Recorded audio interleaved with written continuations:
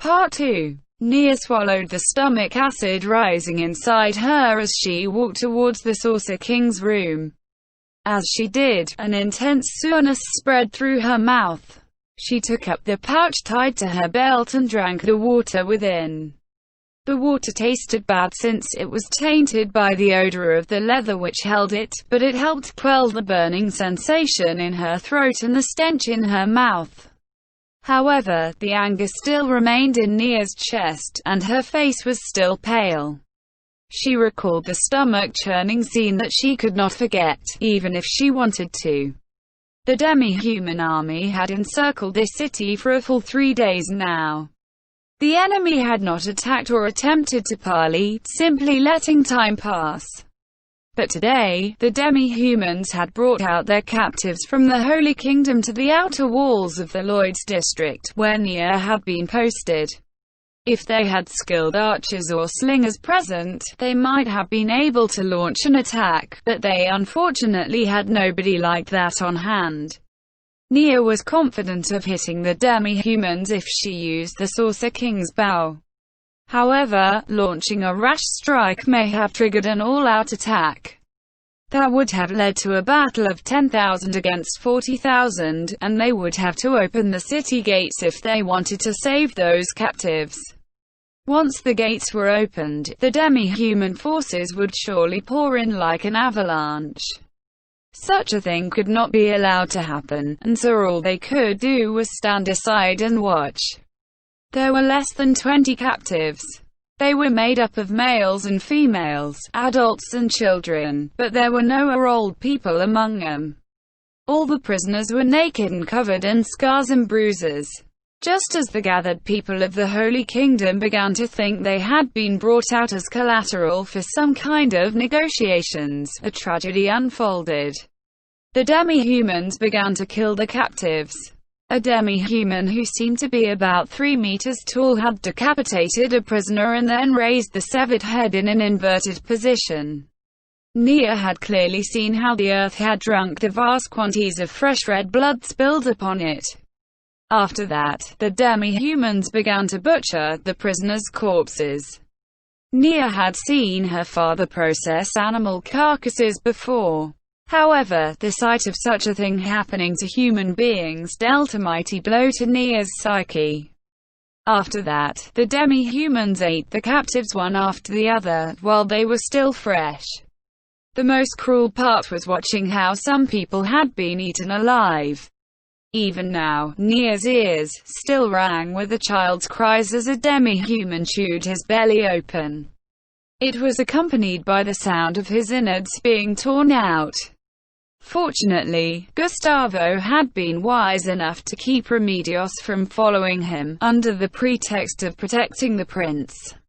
Surely they would have been fighting by now if she had seen something like that. Nia sighed deeply, then took another mouthful of water and forced herself to swallow it. She had heard someone say that it would feel better to throw up if one was nauseous. But given that she was heading to the Saucer King's room, it would be disrespectful to arrive with the stench of vomit clinging to her. After checking her breath several times, Nia stood before the door to the Saucer King's room. There was nobody on either side of the door. Now that the city had been encircled by the demi-humans, there was nobody to spare on protecting, or rather, keeping an eye on, the Saucer King. Nia knocked on the door to indicate her presence to the person within. "Your Majesty, I am Squire Nia Bairaha. May I enter?" "Come in." After receiving permission, Nia quietly entered through the room's door. The interior was simply furnished since the demi-humans had wrecked most of it. Even so, it was still more than what anyone else in the city had. The Saucer King stood with his back to Nia as he looked outside the window. "It seems quite chaotic outside, given how I've seen so many people running around from up here. We've been encircled for 4 days, but this is the noisiest it's been since the first day. That would mean, are there signs that the enemy is preparing to attack?" The Saucer King had shown no intention of participating in this battle, simply staying in his room without incident. He had not even shown up for the strategic meeting when the demi-human army began fanning out around the city. Naturally, the Liberation Army's leadership had not been happy about this, but they found it very hard to ask anything of the Saucer King after he had said, "After taking future matters into consideration, don't you think it would be bad if the king of another nation stuck his nose into your business?" Nia had been ordered to attend various meetings in his place. This was the Liberation Army's plan to share what they knew with the Saucer King, and Nia approved of it. However, that had led to Nia witnessing the tragedy which had unfolded earlier. No, the demi-humans haven't made any big moves like that. But the demi-humans, how shall I put this, maybe they are trying to make a show of force, so their positions have shifted a little. I see. In that case, this standoff will only continue for a while more, no? The demi-humans are trying to shake your troops and weaken their morale. Come to think of it, do you think you can win this battle? No. Nia longed to say as much. For starters, there was a vast difference in the respective strength of their forces. 10,000 humans versus 40,000 demi-humans. Even that figure of 10,000 included the elderly and children. In addition, they had not yet fully recovered from the wounds, both physical and mental, and the fatigue they had incurred at the prison camps. While the defenders typically had the advantage during a siege, that only applied when both forces were evenly matched. When one compared the average demi-human to a human commoner, the latter were so weak that even comparing them seemed like a foolish act. At the very most, the only people who could stand on equal footing with demi-humans were the paladins, the priests, and professional soldiers, but they did not have many of those. Compared to the 40,000-strong army they were now facing, it was as pointless as trying to put out a fire dragon's breath with a bucket of water. Still, one could not say this was an entirely unwinnable battle. There was one person who could beat back the demi-human hordes by themselves, even without counting the Saucer King. Assuming physical exhaustion and lucky hits from the enemy were not a factor, the strongest paladin in the Holy Kingdom, Remedios Custodio, could take on about 40,000 demi-humans and kill them all. However, one could not say there were no powerful individuals in the demi-human army who could stand toe-to-toe with Remedios. In fact, it was very likely that there were such beings out there. Nia recalled the Grand King Bussa, the demi-human who had previously ruled this city. While the Saucer King had killed him like he was nothing more than a pile of rubbish, that was simply because the Saucer King was incredibly powerful. Bussa was overwhelmingly strong in his own right. Nia could not have beaten him, no matter how hard she tried. Demi-human kings like that might be Remedios' equals, or perhaps even her superiors. They were all very strong in Nia's estimation, so she could not accurately judge the outcome of a showdown between two such powerful beings. In addition, physical exhaustion had to be taken into consideration if one was being realistic. No matter how strong they were, nobody could escape the specter of fatigue. Magic could briefly ease it, but fatigue would continue to accumulate once more. Even after killing an army of 10,000, Remedios could still be attacked in a moment of exhaustion and weakness and be killed by an average demi-human. Quantity had a quality of its own, after all. However, if there was some being who could overturn that logic, Nia's eyes went to the great ruler who still stood with his back to her. That person would be an absolute force. An entity who surpassed this world, Overlord. He was none other than the Saucer King, Ainzu Gaun. As Nia gazed upon his regal back, she suddenly realized that she had not yet answered the Saucer King's question, and she hurriedly spoke. I'm not sure. Panic caused her to exclaim louder than usual and she blushed before continuing in a normal tone. Therefore, I'll do my best to find out."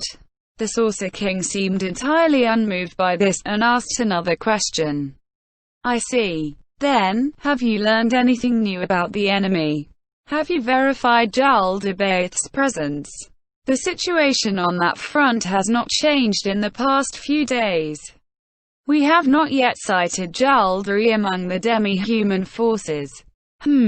That makes things difficult. It may be very hard for me to help you in this defense. After all, I need to replenish the mana I've used up. I must consider the possibility that his plan might be to deprive me of mana before I take any action. But of course, everyone is fully aware of your Majesty's opinion. During a strategy meeting, someone had once said they had spotted a demon who looked like Jaldari, but when Nia said they had to make sure, that person had immediately said they had probably been mistaken. Given the mood in the air, it was clear that everyone present, with the exception of Nia, was planning to involve the Saucer King in the fighting by spreading false reports of Jaldabaoth's presence. They might despise the undead, but lying to the king of a nation means they have no integrity to speak of. Even when backed into a corner, isn't it proper to display their best side to someone who ought to be respected? In that case, what do you make of the demi-humans' movements? Yes, the demi-humans had been previously massing at the west gate, but now they've split their forces and are sending some of their troops to the eastern gate. We believe they're about to make their move, probably preparing for a siege. That is to say, enough time has passed for them to finish building siege weapons, then. Well, that's probably a good thing. After all, the enemy isn't trying to starve you out. Nia could not tell if it was a good or a bad thing, but they would have no response to starvation tactics. If the demi-humans attacked on an open field, then they would be promptly annihilated due to the opposition's overwhelming advantage in military strength. However, if they were fighting from behind the protection of the city walls, it would not be such a lopsided battle. Of course, that was merely going from incredibly bad odds to pretty bad odds. Of course, that might also be due to the fact that the demi-humans aren't aware of our supply situation. Then again, it's more likely that they simply don't care about a small city like this. Well, the demi-humans did conquer the fortress line we saw when we entered the Holy Kingdom, so it would be reasonable for them to hold a small city like this in low regard. If you give them a hard time during the defense and make them feel that a siege is to their disadvantage, that'll draw the battle out. After that, you'll have a very hard fight ahead of you. It appeared that the Saucer King believed that they would have to win this unwinnable battle before the true battle began. Your Majesty, may I ask your opinion of how you think the situation will develop? Future developments? I don't honestly know. In truth, one could say that you've lost by being forced to hole up within the city. Taking shelter in a city is typically done under the pretext that reinforcements will arrive. Either that, or the enemy is operating under a time limit or something similar. However, you are simply defending a city in enemy territory, so your chances of victory are despairingly small. Still, we managed to send the nobles we freed to the south before this, so we can't say for certain that no help will arrive. Nia might have said those words, but she knew in her heart that she should not be counting on reinforcements. The southern armies would need to break through the demi-human alliance forces blocking their path to reach Nia's location. And even if they did that, there was still an army of 40,000 demi-humans to contend with. Fighting repeated battles would be a huge drain on their combat strength. It would be wiser to abandon the 10,000 people in this city. That would be good. It would seem the Saucer King did not believe it for a moment either. But that was only to be expected. Given the circumstances, who could turn things around without sacrificing anyone? Nia dispelled the notion rising in her head. His Majesty is here to fight Jaldari, so diminishing his chances of victory by having him waste mana on unrelated manas cannot be allowed. It will take me a while before I can once again cast the teleportation spell which I used on the orcs. But I can still cast the spell, which I occasionally use to return to the Sorceress Kingdom several more times. Taking a few dozen people with me would not be a problem. But I guess you can't decide who to send, and you won't. I am grateful for your understanding, Your Majesty. Perhaps it would have been a better idea to ask the Saucer King to take Prince Caspond and flee, but that move was of dubious merit. When a king from another nation was willing to commit himself to a fight in order to face a fearsome demon, having a member of one's own royal family shamelessly beg someone else to take them away from the battlefield was utterly disgraceful. Just as Nia was pondering this information, the Saucer King turned to face her for the first time since she had entered the room. The red points of light in his empty eye sockets looked straight at Nia. While they had once frightened her, Nia had grown used to them, and she had come to feel that they were quite attractive. This is what I think, Miss Byroha. We have ended up in a confrontation with the enemy forces because of the stupidity of the Liberation Army's leadership. Such a situation cannot be changed by the efforts of a single squire. How about focusing on your personal safety rather than the big picture? You do understand that my nation will accept your allegiance, if you are willing to give it? Given that you have been trained as a paladin, I am certain you will be able to fully exercise your talents in my country. Nia did not know how to answer, and she hesitated. While she was grateful that the Saucer King was concerned about her, she trembled in fear as she considered what she might lose if she accepted the Saucer King's proposal. The sacrifice which her parents had made, her love for her hometown. She might never be able to return to the nation of her birth. She remembered several friends she had made. Many things circled in front of Nia's eyes, and they disappeared one after the other with a puff, but among them was something that refused to shatter, that remained to the end, in other words, the most important thing. She was a member of the Paladin Corps.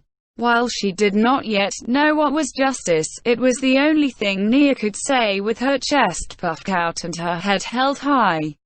As a citizen of the Holy Kingdom, I feel I am bound to save as many of the people as I am able. That is because saving the helpless, saving those in suffering is common sense. The Saucer King suddenly stopped moving, as though he had been frozen in place. The Saucer King murmured to himself, and then he stroked his chin. It would seem Nia's words had struck a chord with the Saucer King, because he studied Nia once more. It was just a throwaway remark, and Nia found herself fidgeting uncomfortably. Am I correct to say that when the demi-humans attack, you will be posted to the walls near the western gate, on the left side of the city? It is a very dangerous place, and counting on me to save you will be a mistake, do you know? I know that very well. Nia was skilled in archery, and given that she had been assigned to the thick of the action, there was no doubt that she would be killed in action. However, she had steeled herself for death, since she would be going onto the battlefield. She drew her lips thin, and Nia looked the Saucer King in the eye. Ah, those are his eyes. I liked those eyes. The Saucer King's self-directed mutterings made Nia blush.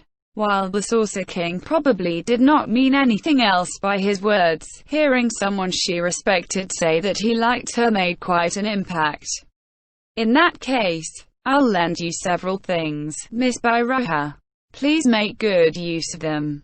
There was a whoosh as something huge suddenly appeared out of thin air. The same thought had crossed her mind when the Saucer King had produced the bow in the carriage, but magic truly was a surprising thing. Nia had seen the magic item, the suit of armor, which had sprung forth from nothing. It was a suit of armor which looked like a green carapace, which the late Grand King Butter had worn. This armor ought to be useful, by which I mean it will ensure your safety. The armor was too large for Nia, and its dimensions would be quite sizable for just about any human being. However, given what Nia knew about enchanted armor, it would not be an issue if she tried it on. Ordinary armor would need to be altered by a blacksmith in order to suit its wearer's frame. However, there was a limit to how far such alterations could go. Such a large suit of armor simply could not be resized enough to fit. However, it was different for magical armor. Anyone could wear it regardless of gender or race, provided there were no special restrictions on its use. While the changes would not be too drastic, the armor would automatically adjust its shape to fit its wearer. One could even have a giant wear a suit of armor no bigger than his own thumb, but the durability of magic armor varied with the materials it was made with and their quality. A ring-sized suit of armor would be easily damaged if it was subjected to spells, acidic, or equipment sundering attacks, and that would greatly reduce the potency of the enchantments upon it. There was no such thing as a free lunch, and so-called shortcuts often did not work out. Even so, Fuse's armor was probably quite tough, given that it was this size even without anyone wearing it. In addition, I will lend you 3 more things. The Saucer King personally handed those items to Nia. A circlet, gauntlets, and a necklace.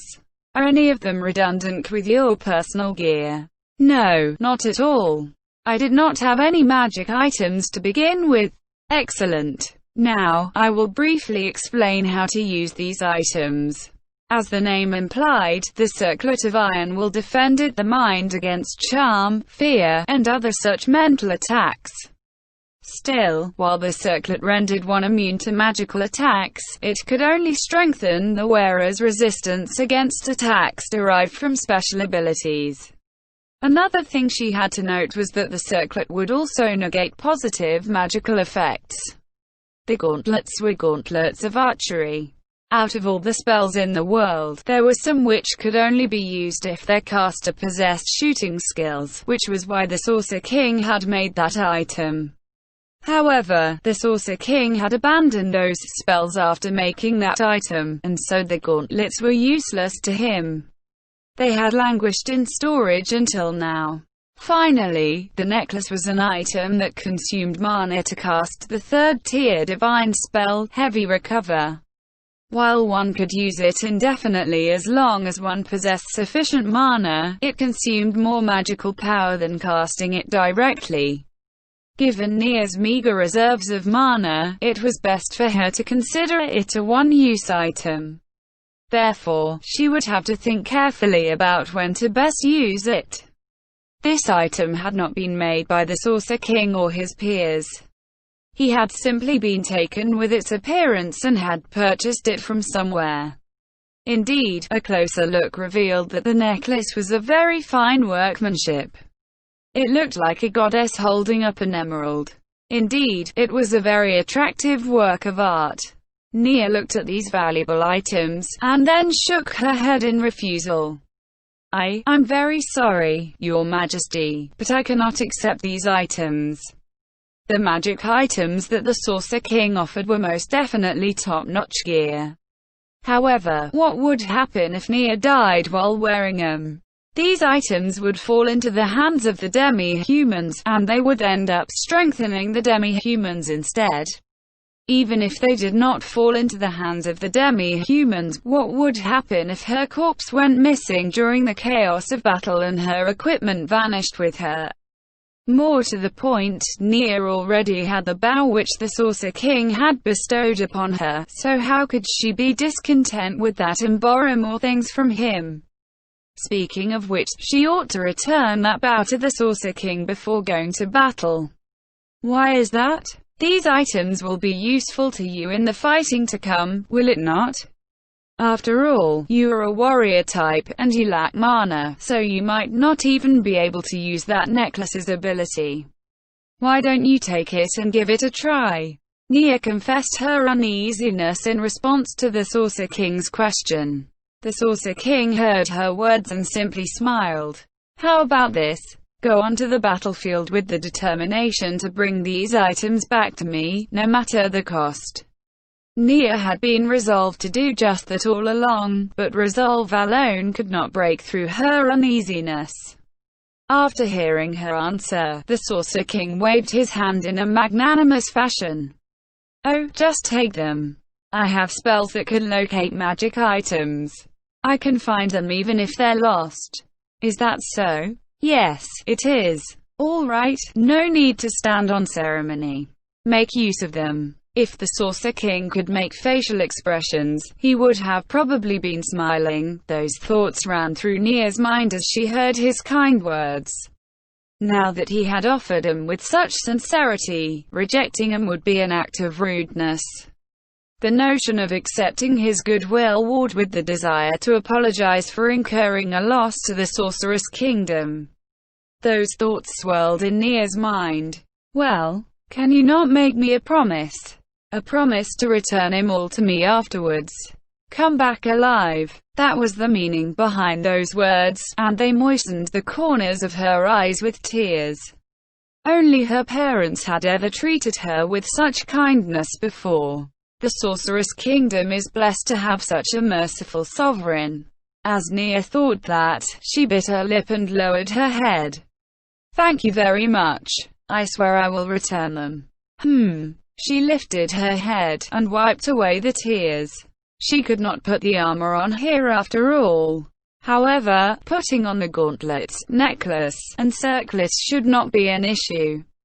She began by fastening the necklace around her neck. In the moment that she put it on, she immediately understood the abilities of the magic item and how to use them.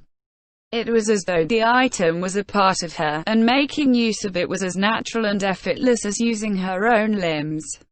Next was the circlet. However, she did not feel anything special when she put it on.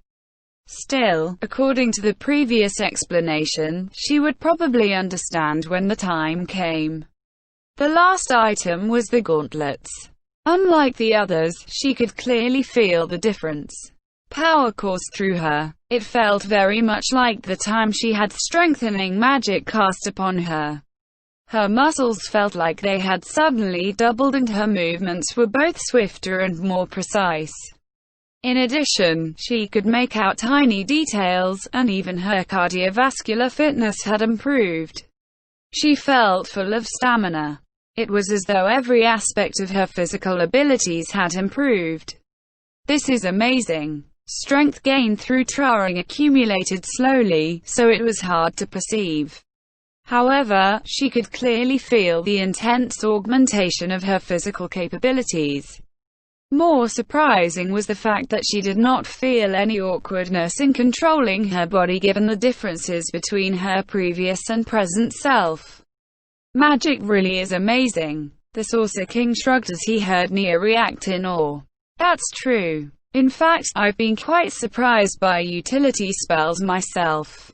By that, do you mean spells which can create sugar and pepper and ice?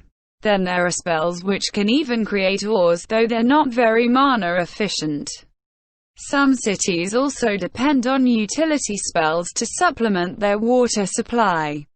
It would seem utility spells are closely linked to the development of this world's culture.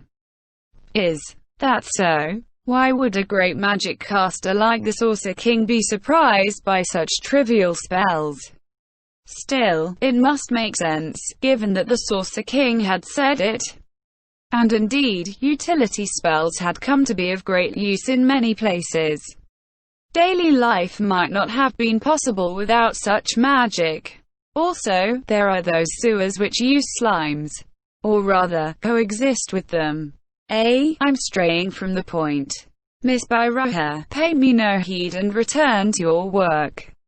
In truth, there was no task more important than keeping the Saucer King company.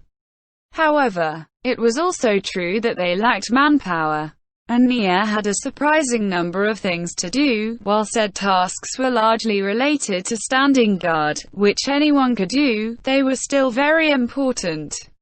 Thank you very much, Your Majesty. I promise that I will return alive. If things get really bad, then flee to the east. In all likelihood, that's the only place where you might have a chance to survive. Nia picked up Buse's armor and bowed before leaving the room. Inside the operations room, Remedios, Custodio and 3 paladins studied a force distribution chart. Unlike how she would make people sigh in exasperation most of the time, her mind was nimble and perceptive when it came to warfare. While her younger sister would say, "You've got a great body there, all you need now is to study a little more," she could not have gained her present fighting skill if she had heeded that advice. That was because she was different from her sister, who had been blessed with 3 gifts: wisdom, talent, and beauty. Our fighting strength is 10,000. Theirs is estimated at 40,000. Our win conditions are to hold on until reinforcements from the south arrive, or the enemy retreats. We might actually be able to do it if there were 10 of me around.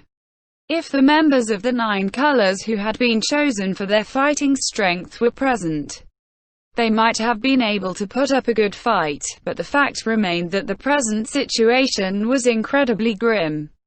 If we want to buy time, we need to counterattack the enemy hard during their first offensive. That'll put the enemy on the guard and give us the time we need. After all, the enemy doesn't know what forces we possess, right? She had also seriously considered the proposal of launching a first strike. They could gather their forces at the East Gate and crush the enemy there in one mighty blow before wheeling around to head for the West Gate. However, she had quickly reached a conclusion: all would be lost if they failed. It was very likely that the West Gate would be lost to the enemy's main force before they defeated the small detachment positioned at the East Gate, and thus the city would fall. And of course, there was the disparity between their forces. They had to compensate for that gap if they wanted to win. But that's impossible. Remedios wrinkled her brow and looked at the tokens placed on the map. She hoped for a flash of inspiration to descend from on high. However, no such thing happened. Do you lot have any ideas? Yes.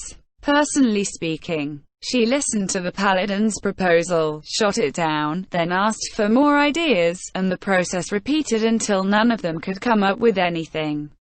Just then, a knock rang through the weighty silence of the room. "Captain, you're here." The person who entered was the vice-captain, Gustave Montañez. It felt like she had been saved by the bell. It would seem the other paladins in the room also felt that way, as a faint glimmer of hope appeared on their crestfallen faces. You came just in time. I wanted to ask if you had any ideas." Remedios gestured to the map sprawled across the table with her chin. It would seem Gustave had gotten her meaning, because he nodded. "I can supply a suggestion or two, but can I discuss a few things with you beforehand?" What is it? Go ahead and tell me." Gustave continued in a more subdued tone. "Actually, things have gotten quite bad. Some of the people want to know if the Saucer King will be taking part in the fighting. The Saucer King would not be fighting in this battle. This was both to recover the mana he had expended until now, and to account for the case that Jaldabaoth's plan was to make him expend mana here." Remedios had difficulty accepting the first reason, since her little sister Kellet could restore her mana within a day. However, everybody else felt that the Saucer King could not be held to the same standards as human beings, given that he had taken back the city single-handedly, and so Remedios said nothing more. Come to think of it, there had been priests present as well, and they too had agreed with him. However, even Remedios could accept the second reason. Who could tell if Jaldari was hiding within the enemy ranks? In the first place, they had brought the Saucer King here to fight Jaldari. While it would be best if both of them ended up killing each other, she had no wish to see the Saucer King defeated. Therefore, it was only natural for her to work as closely as she could with the Saucer King so that he could fight to the fullest of his ability, even if she intensely despised the undead. Even so, there had still been some who wanted the Saucer King to take the field. Some of the nobles who had remained in the city had offered huge sums of money, which had made even Remedio's eyes go so wide that they looked like they might fall out of her head, to induce him to fight, but the Saucer King had rejected their offers. What's wrong with that? The Saucer King won't be fighting in this battle. You should know that too, right? Just tell them and be done with it. Captain, we can't tell them about this. If things go badly, no, even if all goes well, it'll cause a huge uproar. Why is that? She could not understand it. What was wrong with the Saucer King not fighting? After seeing the doubt written all over Remedio's face, Gustav frowned and replied, "That's because the people who watched us take back the city know that there are things which we paladins can't do, but which the Saucer King can accomplish with only 2 people." She still could not understand what Gustav was trying to say. That may upset some people, but that's how things are. What's wrong with that? No, what I'm trying to say is, they trust the Saucer King more than us paladins. If the people of this city learn that the Saucer King, the most reliable and powerful asset we have, is not fighting, morale will plunge to rock bottom. Trust. You do realize the Saucer King is undead, don't you? It doesn't matter that he's undead. The Saucer King freed the city and rescued prisoners. So to them, the Saucer King is a hero. A hero. Remedios rolled her eyes as she repeated Gustav's words back to him. The people think he's a hero. But he's undead, no. They hate the living and love death. He abandoned the hostages, no, he killed them off without any hesitation, didn't he? It's all the same to them. Also, it would be one thing if they simply regarded him as a hero. If this goes on, people will start thinking of the Saucer King as their savior. If things go wrong, it might affect the Holy Kings. The Holy Queens, you mean? Remedio's face twisted into a frown. I've said this many times already, but Kalkasama must be locked up somewhere. There were paladins and priests collapsed everywhere after that battle with Jaldari, but we couldn't find Kalkasama and Kellet anywhere. He wouldn't need to move her if she was dead. I'm sure she must have been taken hostage. I misspoke, Captain. I feel that it might be a problem that could cause problems for Her Majesty's reign. Her reign? Yes. Our fortress line has been smashed and nobody can stop the demi-humans from invading. There will start to be people who want to flock to the side of a supreme being who can protect them. But he's undead. You know, I say again, it doesn't matter if he's undead. He saved them in their hour of need, didn't he? Remedios still could not understand that point. But the Saucer King wasn't the only one fighting, was he? We fought too, under the Holy Queen's flag. Yes, you're right. We all fought, even the common folk. But even with all that taken into consideration, if the Saucer King does more than us, then there might be people who would value him over the Holy Queen and seek to make him their new ruler. Ha! Remedios unconsciously raised her voice. How did that happen? Not only is he a hero, that undead creature's being placed above the Holy Queen. Do you even know what you're saying? No, the people. It doesn't matter, he's still undead. How much suffering and effort do you think Her Majesty had to go through for the sake of the people? How could the people? Please wait, Captain. What do you mean, wait? What the hell are you talking about, Gustav? No, is that what you truly believe? In the grip of her powerful emotions, Remedios slammed her fist down on the table. As someone who had entered the realm of heroes, that blow crushed the area of the table beneath it and gouged a chunk out, which fell to the ground. The bizarre damage pattern looked like some giant had pressed out the edge of the table, and it spoke of the extent of her anger. Please calm down, Captain. We all know the greatness and kindness of Her Majesty as a matter of course. There's no way the Saucer King or any other undead creature could compare to the Great Holy Queen. But we only know that because we stood by the Holy Queen's side. Are you out of your mind? Even if they've never had an audience with her before, there's no way anyone would respect the undead of another country more than the ruler of their own nation. You're delusional, Captain, Gustav exclaimed, his voice close to a wail. Even if the Saucer King is undead and the king of another nation, he was still the one who freed him from torment.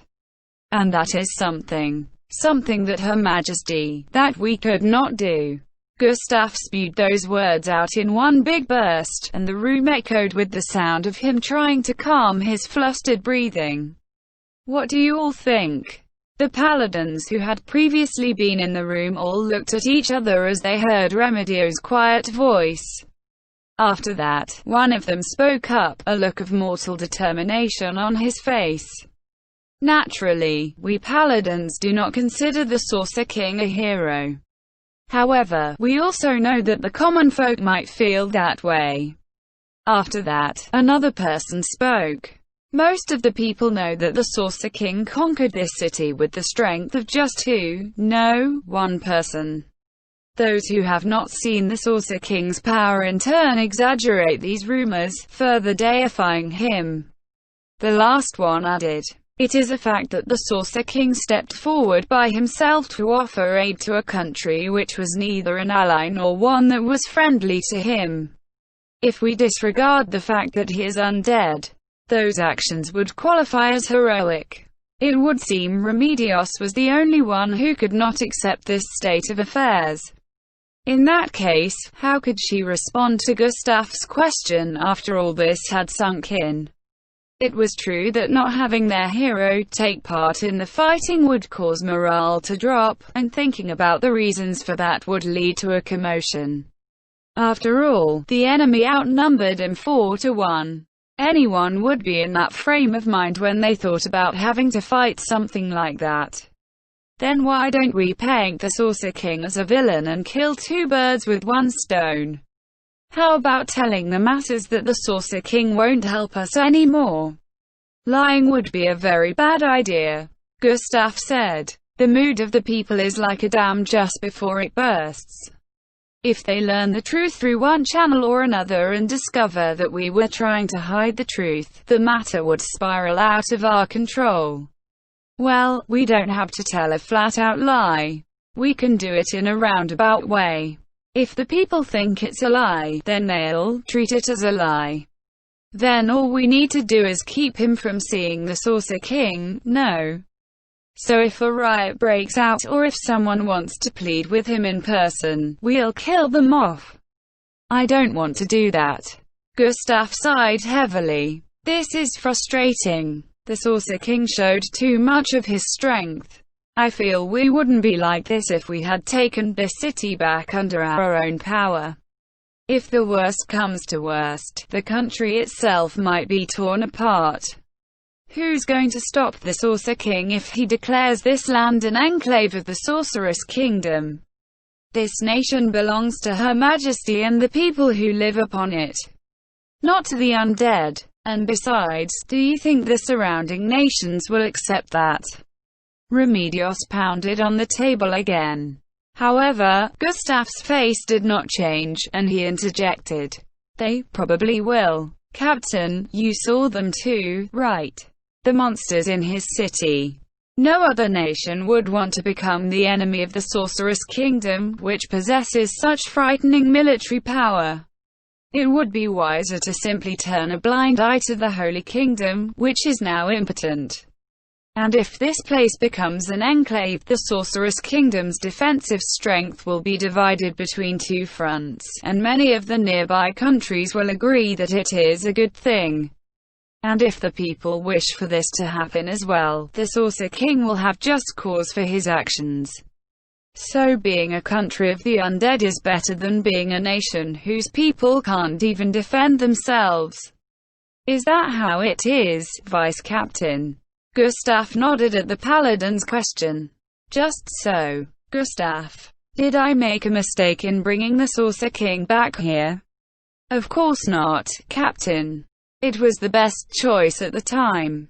However, it is true that we've relied too much on the Saucer King's power. Like I said earlier, if we had taken back those prison camps with our own strength, we wouldn't be in this situation now. For all we know, the people might still fear and hate the Saucer King, being that he's one of the undead. So what should we do? We need to appease the people, buy time, and defeat the enemy army by ourselves. If we can't even do that, then even if we defeat Jaldri, the fighting might still continue. Remedios looked up to the ceiling. Then that's what we have to do. Damn that Saucer King. Did he plan all this out beforehand? I don't know. I really don't know. But he might have. Maybe he desires to expand his domain. Is the Sorceress Kingdom very small? I wouldn't say it's very small, but it's true that the Sorceress Kingdom is only his city and the land around it, as well as that plain which is rumored to spawn large quantities of the undead. So that was why he had his eyes on the Holy Kingdom's land. There was certainly more than enough evidence to lead to that conclusion. That damn undead creature. We should have asked for Morn's strength after all. Perhaps things might have ended the same if Morn had come. The shock would simply not have been as great as the impact which the Saucer King made. A king conquering a city by himself is an incredibly striking image. The fact that said king is one of the undead who are our nation's sworn enemies is also a big factor in this. In other words, a villain doing a good thing had a greater impact than an average person doing the same thing. Damn it. Now that silence had returned to the room, Remedios, who finally realized that Gustav was asking for her opinion, gave her orders. We'll discuss this with Caspon-sama. If perhaps, though I feel it's not too likely, just in case, Her Majesty has passed away, then he is the most eligible person to be the next Holy King. Since we have not yet found any other members of the royal family, that will certainly be the case. We'll go ask his opinion of all this, then. Remedios left the paladins in the room and led Gustav to Caspon's room. In the end, things turned out just like Gustav had predicted. The conclusion was that they would delay in answering the people, and if the enemy should attack during this time, they would face them without the assumption of the Saucer King's assistance and beat them back, thus showing the world that the strength of the Holy Kingdom was still undiminished.